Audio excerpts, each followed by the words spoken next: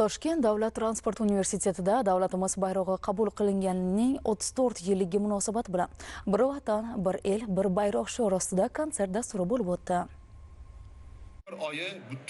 Ushbu bayram muassasada tahsil olayotgan o'g'il-qizlarning ruhida yurtga sadoqat, milliy qadriyatlarga ehtirom va davlat ramzlariga hurmat tuyg'ularini shakllantirish, shuningdek ularni an'analarga sodiq avlod sifatida voyaga yetkazishda muhim ahamiyat kasb etdi. Tadbirda yoshlar oyligi doirasida o'tkazilgan tanlovlar, sport musobaqalari, intellektual o'yinlarda faollik ko'rsatib, g'oliblikni qo'lga kiritgan talabalarga diplom hamda esdalik sovg'alari topshirildi.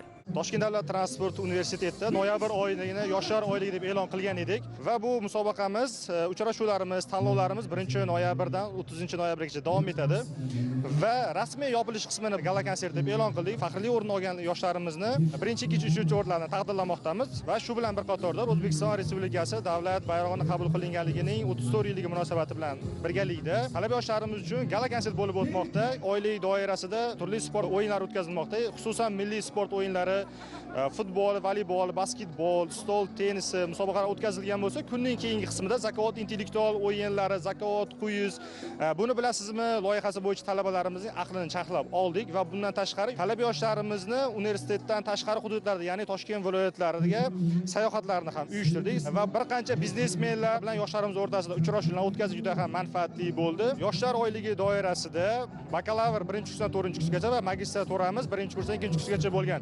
barcha yoshlarimizni qamrab olganmiz. Noyabr yoshlar oyligida biz kitobxonlik tanlovida 1-o'rinni olganmiz. Tanlov juda ko'tarinki ruhda o'tdi. 3 bosqichdan iborat bo'ldi. Savol-javob, qiziqarli o'yinlar.